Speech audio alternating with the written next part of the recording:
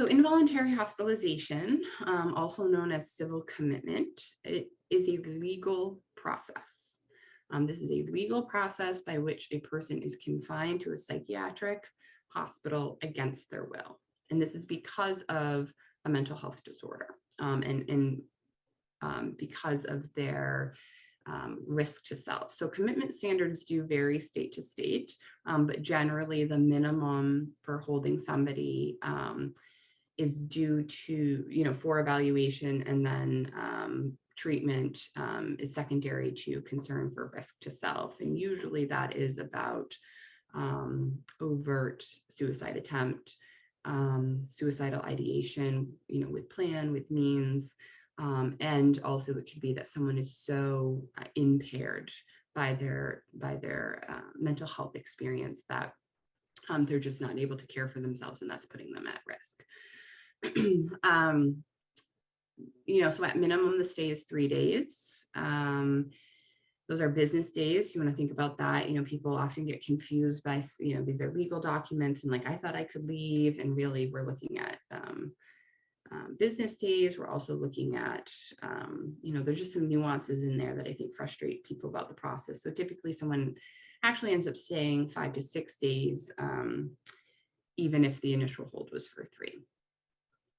I have a lot to say about involuntary hospitalization, and I'll speak to a little bit more of it later because this is my area of research and my background.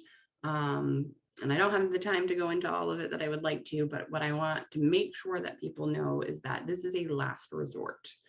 Having an individual be stripped of their human right and their kind of bodily autonomy and forced into being held in a psychiatric unit, it's a really significant life experience. And for some it's really helpful, and for others it can feel really devastating. So it's not a decision that should be made lightly, but it does exist for a reason. And certainly in times of imminent risk, I find that can be hard to define, but it is necessary. I had done research with individuals who have experienced involuntary civil commitment. They have gone through this process, and everyone I spoke to, certainly had a lot to say about how the process could be improved, but no one said that it shouldn't exist either.